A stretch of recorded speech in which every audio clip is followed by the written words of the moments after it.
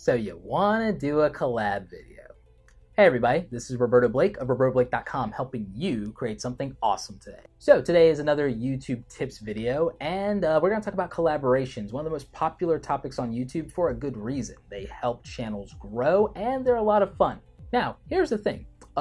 Since 2013, July 2013, when I started doing weekly YouTube videos, I hadn't really done a lot of collaborations. I did a few interviews, and then this year is when I really started doing some collaborations, mostly with friends of mine and people that I've met in the real world before or that I hang out with in other social media channels. And the reason I bring that up is because I want to point out that my goal in that was that I wanted to do fun videos and I wanted to bring people on my channel that can help my audience. So those were my reasons for doing a collab video. It's not really as much about growing my channel, and I think that it might have helped their channels a little bit, but I don't think that I've seen significant, huge growth out of the channels that I've done collabs with, even if there is a much bigger gap in our subscriber counts, even with us sharing very similar audiences. And that's kind of a little interesting to look at, but I do know that it's helped a little bit, and every little bit helps, right? I think over time, doing multiple collaborations would have more of an impact. But let's get into some tips for you guys about collaboration videos that can help grow your channel. One of the biggest challenges is that you guys tell me that you can't get people to collab with you. And I think that part of the issue is you might not have enough content.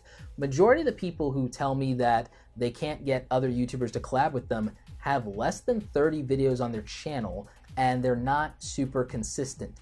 You have to be doing at least weekly content. It's better if you're doing multiple videos a week, and you have to have a substantial amount of videos for somebody else to decide that you're worth an investment of a video that they could make for your channel and do a swap with you or whatever, instead of just making another video on their channel. Because the truth is, they probably would get more in the long run making another video for their own channel, and also they'd be in control of everything versus having to cooperate and collaborate with someone else, and it may not work out very well, or it may not get them nearly as much as if they did their own video. Now again, I think collabs are cool, and I like doing them with friends and people I actually know. Even if there's a YouTuber with a much bigger following than me, if we're not doing similar content, or I don't think that I can help their channel or their audience, I don't know how interested I'd be in doing a collab with them. And a lot of you say, oh, you say that now, but the reality is that I really don't follow as many big YouTubers as some people do. I follow people that I'm really interested in, and I follow people that I would want to be friends with in real life. And I think a lot of those people are also the types of people that follow me. At least that's what the people that I've collabed with have said, because a lot of our relationships were before my channel grew. Some of them had bigger channels than me for years before we ever collabed together, or before my channel grew ahead of theirs. And so we did our collaborations not based on anything we'd get out of it as YouTubers, but also just because it was about our friendship. And so I would encourage you that if you're going to do collaboration videos, reach out to your friends and people you know first.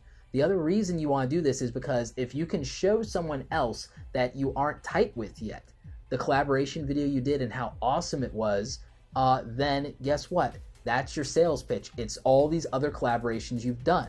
So when you go to my playlist, and I'll link it up here, and you see the collaborations that I've done in the past, you can see how they fit into my channel. I haven't done collaborations with anybody that hasn't fit with the themes of my channel and the type of content that I do. So I've done collabs with other designers, especially other designers. I've done collabs with other marketers like my friend Amy Schmittauer.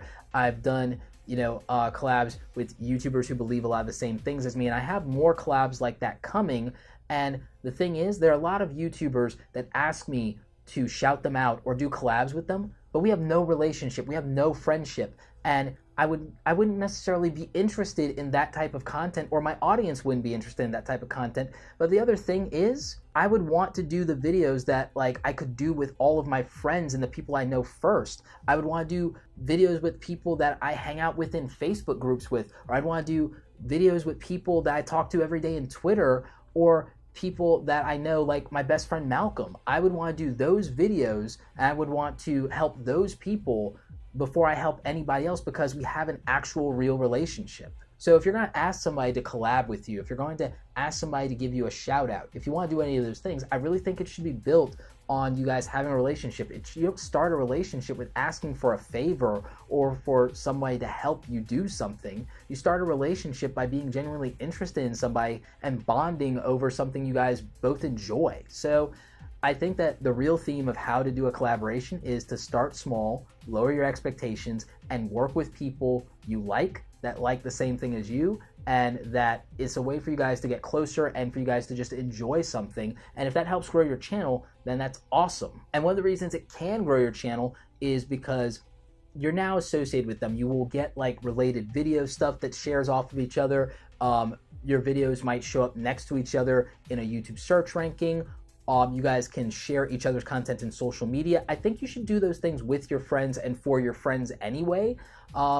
A lot of my friends, they don't have to ask me to share their videos or to comment on them or to mention it or something like that, because if I think it's useful, if I think it fits my audience, then I have no problem mentioning it. It's not the same thing as a shout out. It's me giving you guys the opportunity to check out a channel that actually will help you with something that you want to do or that you will enjoy and find entertaining.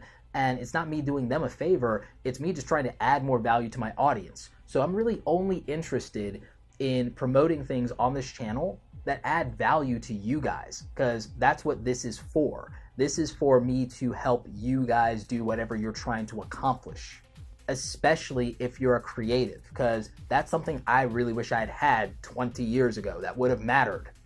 Now, in terms of finding people to collab with, you could collab with people who are subscribed to you. There's a tab in the YouTube dashboard that actually shows you who your subscribers are. You can even filter it by their subscriber count, and then you can reach out to people. Like, for example, I should definitely hook up with Travis from Dev Tips. I think we could definitely do some stuff together. He has some amazing content, and I would love to collab with him. We've actually talked about it. We even missed each other at VidCon, which is, a real shame. There's Shameless Maya. I think we could definitely do a tech collab sometime. I think that next time I'm in New York, if we wanted to do something like a field trip to B&H, we could talk about and geek out over camera gear. So these are people, and she's super cool. I actually saw her at VidCon while I was there. So again, these are people that if you are talking to them in social media, if you've met them in real life, or you've been to the same events together, that's something that you can do. Or if they're subscribed to you, maybe you reach out to them, and that's a good way to build a relationship. So that's what I would look at if you want to do YouTube collaborations. Also, if you happen to have the subscriber count necessary, I think 1,000 to get into Grapevine Logic, not sponsoring this video, or 5,000 to get into FameBit, also not sponsoring this video, then you can use those platforms. They have tools for you to find people to collaborate with, and you can reach out through that, because at least the thing you have in common is that you're both in the same community and in the same platform. So that's another way for you to find people to collab with and to reach out to them. Anyway, I hope this video helped you guys. I actually have a collaboration video with my good friend Owen Hemsath coming out soon about YouTube collaborations, and he will give you guys his tips and advice on that. He is a cool guy. He is a friend in real life, and he's one of the other smartest YouTube marketers out there. Or you want to learn about Facebook video marketing, then Owen's definitely your guy. Anyway, like this video if you like it. Don't forget to subscribe. Check out the other awesome content on the channel. Remember, YouTube tip videos are usually on Fridays. As always, you guys, thanks so very much for watching, and don't forget, create something awesome today. Take care.